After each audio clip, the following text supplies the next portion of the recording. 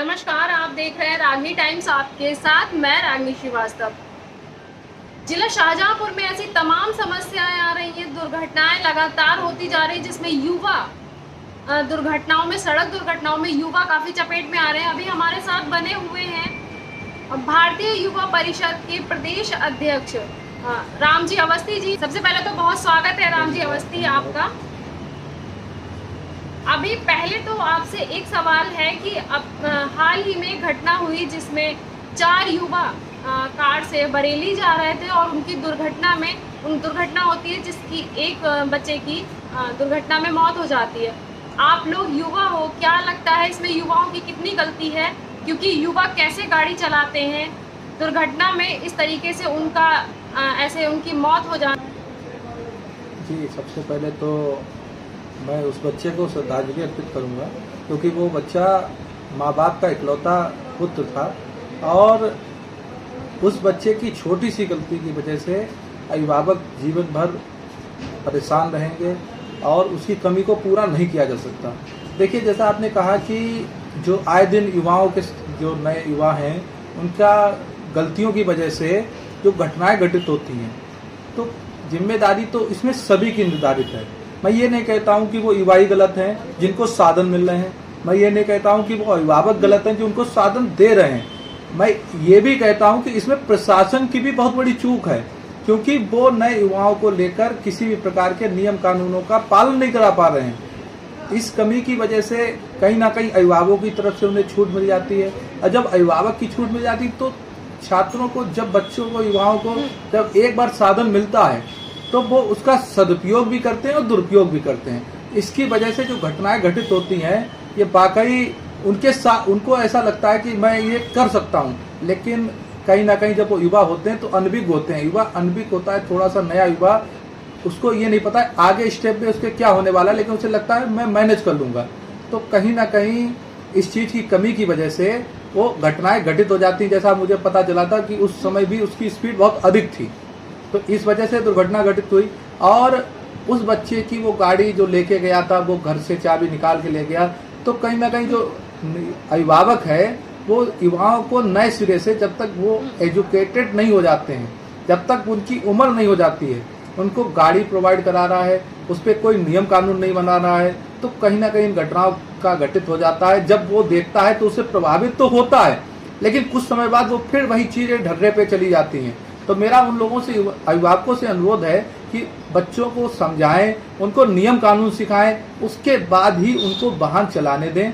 क्योंकि वाहन एक ऐसी जगह है जो वाहन अगर वो चलाते हैं तो इससे हम समय तो बचा ही सकते हैं, लेकिन कभी कभी हम ज़्यादा स्पीड में होने की वजह से समय बचाने के साथ साथ अपना समय ही समाप्त कर लेते हैं, जो बहुत ही दुर्भाग्यपूर्ण होता है।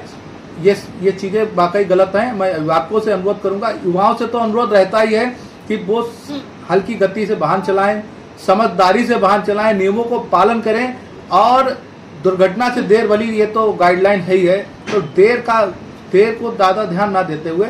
और ये कहीं ना कहीं ये चीज़, और ये अभिभावकों का एक डर था कि जल्दी जाके जल्दी वापस आना है, तो अभिभावकों को बच्चों के साथ एक प्रेम व्यवहार से रहना चाहिए। उनको समझाना चाहिए कि इस घटना के होने से आपको जो, अगर आपको दुख होगा तो हमें आपसे ज्यादा दुख है। तो ये अभिभावकों को समझाना चाहिए, और वाहन को कोशिश करें कि उम्र से पहले उनको वाहन चलाने ना दिया जाए। अगर चलाने देते हैं उम्र के बाद, तो उनको नियम और कानून सिखाने के बाद ही उनको वाहन चलाना। आजकल के जो है एक एज ग्रुप है 20 से 25-30 तक, ये युवा जो है वो सुनते नहीं है घर वालों की। ये इन युवाओं की जो गाड़ियों की स्पीड है, उसको, इनकी कोई लिमिटेशन नहीं है। और दूसरा ये है कि जिस तरीके से ये लोग गाड़ियां चलाते हैं, कि गाड़ी चलाने का तरीका भी बहुत ज़्यादा गलत है। नहीं, ये बात आपकी सहमत है कि युवा सुन नहीं रहे हैं। तो देखिए, अगर वो घर वालों की नहीं सुनते हैं, लेकिन प्रशासन की तो एक डर रहता ही है, प्रशासन के नियमों का एक डर रहता है। लेकिन क्या इसके लिए क्या अभिभावक ही जिम्मेदार है? प्रशासन भी जिम्मेदार है, क्योंकि सड़कों पे सुरक्षा की जिम्मेदारी अभिभावकों की ना होकर फिर प्रशासन की बन जाती है। तो इसमें प्रशासन जिम्मेदार रूप से, क्योंकि जब वो ओवर स्पीड के चालान काटता है तो समय समय पर वो ओवर स्पीडों की चालान काटे। और जो नए युवा हैं तेज गति से वाहन चलाते हैं, अगर मेरे हिसाब से अगर प्रशासन नियम कानूनों का पालन करा देगा तो 70 से 80% सुधार हो जाएगा और 80% देख कर 20% अपने आप सुधार हो जाता है। तो धीरे धीरे अगर प्रशासन इसमें सहयोग करेगा तो कहीं ना कहीं अभिभावकों को भी डर बनाने में कहीं ना कहीं उनका सहयोग मिलेगा कि आप तेज चलाएंगे तो आपका चालान कटेगा, अगली बार हम आपको गाड़ी नहीं देंगे। इस तरीके से प्रशासन के सहयोग की भी अभिभावकों को जरूरत है। बताइए, आप युवा हैं, आपकी गाड़ी की स्पीड कैसे रहती है और आप गाड़ी कैसे चलाते हैं? क्योंकि जो दूसरों को सलाह देते हैं, सबसे पहले ये जानना जरूरी है कि वो खुद गाड़ी कैसे चला रहे हैं। देखिए, मैं आपको बिल्कुल सही बता रहा हूँ। सबसे पहले जब मैं 18 वर्ष का हुआ था तो मैंने अपना डीएल बनवाया था। डीएल बनवाने के बाद मैंने वाहन को चलाना शुरू किया, क्योंकि वो सुप्रीम कोर्ट से लेकर हाई कोर्ट तक का आदेश है, अगर आपके पास डीएल नहीं है, आपसे दुर्घटना घटित हो जाती है तो आप घर बेचें, जायदाद बेचें या क्या करेंगे, आपको सामने वाली पार्टी को जितना भी मुआवजा होगा भुगतान आपको स्वयं करना पड़ेगा, बीमा कंपनी नहीं करेगी। तो सबसे पहले डीएल आपको बनवाना जरूरी है। दूसरा क्या है कि हम नियम कानूनों को सीखें। हमारी जिज्ञासा रहती थी, जो हमारे यहाँ गाड़ी को ड्राइव करता था, ड्राइवर था, हम उससे सीखते थे। जब हमने उससे सीखा, हम एक गली में उस वाहन को चलाते थे, तो गली एक पार्क में, तो उससे मैंने सीखा, अनुभव किया। शुरुआत में एक आध बार मेरी स्पीड भी अधिक रही, लेकिन मुझे समझ में आया कि स्पीड अधिक होने से हमें कोई लाभ नहीं मिलता, समय मेरा कहीं नहीं बचता, क्योंकि जितनी तेजी में चलाएंगे उतनी तेजी में हमें रोकना पड़ेगा, तो समय नहीं बचता है। आज की डेट में मेरी मैक्सिमम स्पीड हाईवे पर 70 से 80 रहती हाईवे पर, और सिटी में कोई भी मेरे वाहन को देख सकता है। मैं 30-40 से ऊपर कभी वाहन नहीं चलाता हूँ, ये सभी के सामने है, इसमें कोई झूठ और वो नहीं है, क्योंकि वाहन को तेज चलाने से कोई लाभ नहीं होता है। हम क्या होता है कि सामने हम सोचते हैं कि हम अपनी गाड़ी को कवर अप कर लेंगे, लेकिन ऐसा नहीं है। हमें अपनी गाड़ी के साथ साथ सामने वाले की गाड़ियों को भी बचाना है, सामने वाले लोगों को भी बचाना है, क्योंकि जरूरी नहीं है कि हम ही गलत हों, सामने वाला गलत है तो उससे भी बचाकर हमको गाड़ी ले जानी है। इसलिए हम अपने आप को नियम कानून से चलाएंगे, तभी हम अपने आप का बचाव कर सकते हैं, सामने वाले को बचाव कर सकते हैं। है कि पेरेंट्स बहुत अच्छे से अपने बच्चों को समझा रहे हैं, बच्चा भी पेरेंट्स की बात मान रहा है, लेकिन सामने वाला गलत होता है। जैसे कि अभी आपने कहा कि सामने वाला भी गलत हो सकता है। परसों की एक घटना है कर्नल्स एकेडमी की, जहाँ एक बस ने 2 बच्चे जो स्कूल आ रहे थे, साइकिल से आ रहे थे, उनको टक्कर मारी, जिसमें एक बच्चे की ऑन द स्पॉट ही मौत हो जाती है। तो इसमें तो उन बच्चों की गलती नहीं है, क्योंकि जो बस के पीछे जो लोग चल रहे थे वो ये बात बता रहे हैं कि बस जो है बहुत ज़्यादा स्पीड में थी, जिस वजह से बस ने उन 2 बच्चों को टक्कर मार दी। ये भी बहुत अत्यंत दुखद घटना रही, क्योंकि मैं उन छात्रों का दर्द समझ सकता हूँ और बहुत पीड़ा मुझे हुई। ये कर्नल एकेडमी हो या जो भी कॉन्वेंट स्कूल हैं, इनकी स्थिति बहुत खराब है। ये केवल और केवल अपने पैसे बचाने की, पहले कहते थे कि शिक्षा जो है वो व्यापार नहीं है, लेकिन आजकल जो ये एकेडमिक चला रहे हैं कॉन्वेंट स्कूल, ये सिर्फ और सिर्फ शिक्षा का व्यापार करते हैं। इनका उद्देश्य ये होता है कि कैसे भी हमको पैसे बचाने हैं, हमको अधिक से अधिक लाभ कमाना है। ये स्थिति की वजह से उन्होंने ड्राइवर को कम मूल्य के भुगतान पर एक अनभिज्ञ व्यक्ति को रख लिया। अनभिज्ञ व्यक्तियों को रखेंगे, अनभिज्ञ व्यक्तियों से वाहन चलवाएंगे, तो ये तो जिम्मेदारी बहुत बड़े स्तर पे उनकी हो गई, क्योंकि अनभिज्ञ व्यक्तियों से अगर वो वाहन चलवाते हैं, ईश्वर ने बहुत ये कहिए कि घटना बहुत बड़ी है, ईश्वर ने न चाहा इससे बड़ी घटना कहीं घटित हो जाती, जिसमें समस्त बैठे हुए बच्चों के साथ कोई अनहोनी हो जाती। इसकी जिम्मेदारी तो कर्नल एकेडमी की बहुत बड़े स्तर पे होनी चाहिए, क्योंकि अगर आपके स्कूल की जिम्मेदारी है, अब बच्चे तो बहुत ही छोटे छोटे बच्चे उसमें जाते हैं, वो स्टाफ तो वेल एजुकेटेड होना चाहिए, पढ़ा लिखा होना चाहिए, परिवहन विभाग के नियमों का पालन करना चाहिए। और इसमें जिम्मेदारी परिवहन विभाग की भी है, वो कहीं ध्यान ही नहीं देता है। वो जब जाते हैं वाहन कभी चेकिंग नहीं करता है, कोई व्यवस्थाएं नहीं है उनकी। इतने बड़े बड़े घटनाएं घटित हो गई, परिवहन विभाग कहाँ सुप्त है, कहाँ बैठा है, बड़ी स्थिति खराब है। आज मैं एसएसएमबी स्कूल के पास भी गया था इस घटना को लेकर कि आप भी अपनी चीजों को सुधार करिए, तो एसएसएमबी की प्रिंसिपल को ऐसा लग रहा है कि मैं राजनीति कर रहा हूँ, और वो बात सुनने को नहीं तैयार। ये स्थिति इतनी खतरनाक है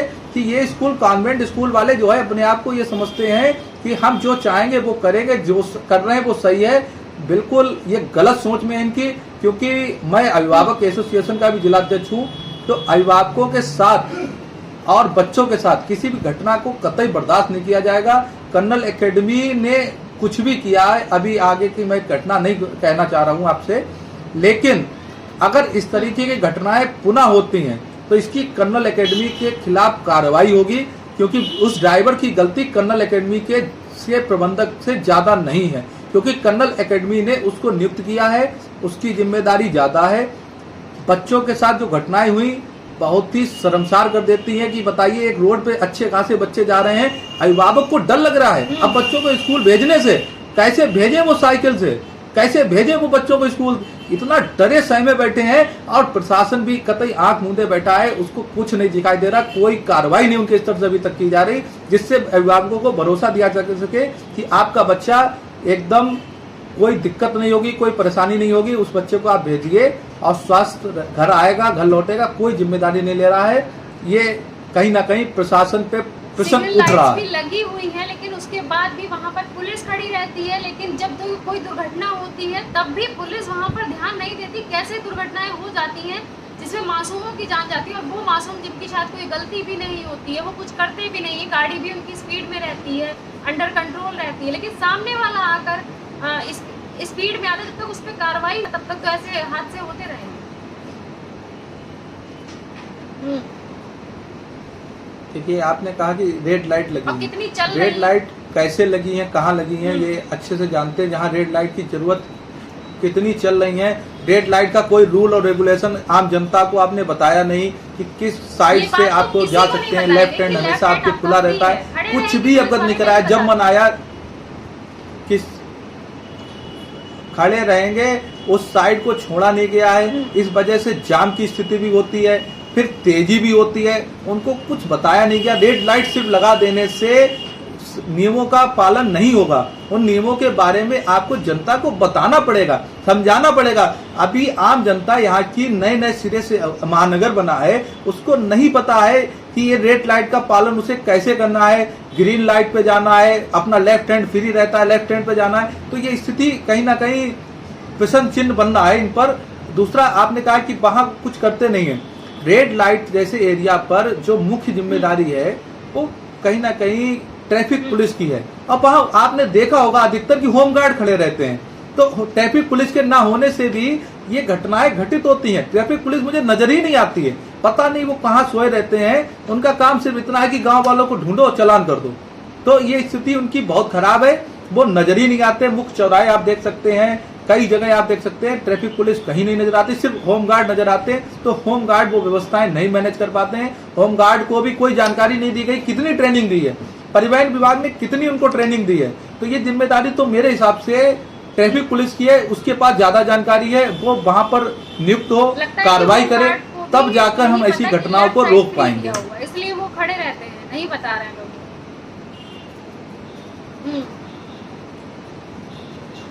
जी बिल्कुल, ये सही बात है। होमगार्ड तो सिर्फ उनको ये लगता है कि हमारी यहाँ ड्यूटी है, हमको यहाँ ड्यूटी करना है, वो और होमगार्ड वहाँ ड्यूटी करते हैं। लेफ्ट हैंड आप कभी भी जाइएगा, लेफ्ट हैंड बिल्कुल नहीं खुला हुआ है, वहाँ लोग जाम लगा देते हैं।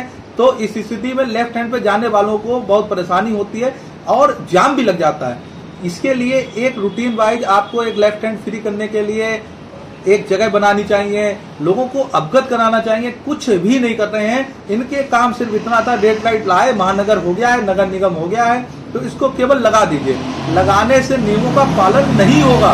नियमों का पालन जब होगा जब आप पूरी तरीके से लोगों के बीच जागरूक करेंगे।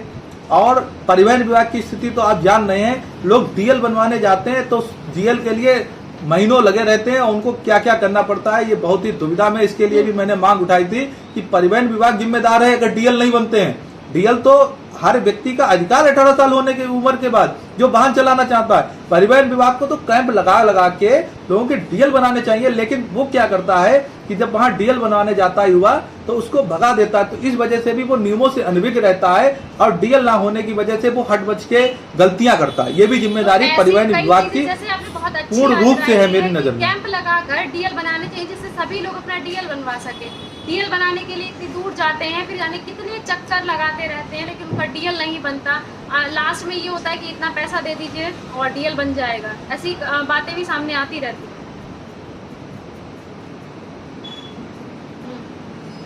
जी, मैंने इसको लेकर भी सिटी मजिस्ट्रेट से बात की थी कि एक डीएल जब लोग युवा बनवाने जाते हैं, क्योंकि मैं युवाओं की राजनीति करता हूं, तो युवाओं के मेरे पास फोन बहुत आते हैं कि मुझसे इतना पैसा मांगा जा रहा है तो आपको कहीं कुछ नहीं जाना है, पर डीएल बन के आ जाएगा। बताइए स्थिति कितनी, एक व्यक्ति को अपने ही डीएल बनवाने जाने के लिए पैसे देने पड़ते हैं। फिर वो क्या करता है, जब वो पैसे नहीं दे पाता है, उससे बहुत मोटी रकमें मांगी जाती हैं, जब वो पैसे नहीं दे पाता है तब वो ये करता है कि डीएल नहीं बनवाता है, और डीएल नहीं बनने के कारण वो चौराहों से हट बच के तेजी में निकालेगा, अपना बचाव करेगा। इस वजह से दुर्घटनाएं घटित हो जाती। तो ये दुर्घटनाओं के लिए मैं क्या सीधे रूप से परिवहन विभाग को जिम्मेदार ना मानूं? ये जिम्मेदारी परिवहन विभाग की है कि अगर डीएल की वजह से अगर दुर्घटनाएं घटित होती, तेजी से बाहर निकालने की वजह से दुर्घटनाएं घटित होती, तो पूरी जिम्मेदारी परिवहन विभाग की है। और परिवहन विभाग अगर जगह जगह कैंप लगाए, क्योंकि ये बहुत सामान्य मुद्दा है, सबके डीएल होने चाहिए, आप कैंप लगाइए, डीएल बनवाइए, उनकी ट्रेनिंग लीजिए।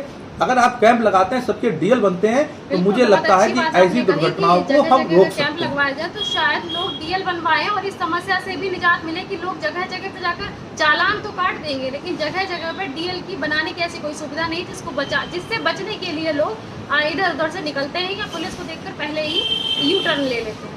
तो अभी हम लोगों ने बात की इस बात पर कि दुर्घटनाएं जो हैं वो लगातार हो रही हैं और इन दुर्घटनाओं की चपेट में युवा आ रहे हैं। हाल ही में एक युवा की मौत हुई दुर्घटना में, जो अपने घर से इकलौता बेटा था। इन सब पे चर्चा की गई क्योंकि दुर्घटनाएं क्यों हो रही हैं, और आपको मिलवाया है भारतीय युवा परिषद के प्रदेश अध्यक्ष रामजी अवस्थी से, क्योंकि युवाओं के लिए राजनीति करते हैं, युवाओं के नेता हैं, युवाओं के लिए खड़े रहते हैं, युवाओं के लिए संघर्ष करते हैं। तो युवाओं के लिए अच्छी बात कही है कि अपनी जो गाड़ी चलाने की स्पीड है वो आप सही रखें, बाकी प्रशासन की जो गलतियां हैं वो भी बताई हैं, और डीएल क्यों नहीं बनता है, डीएल से युवा क्यों बचते हैं, ये भी जानकारी आपके साथ साझा की है। तो बहुत बहुत धन्यवाद आपका रामजी अवस्थी जी हमारे साथ जुड़ने के लिए।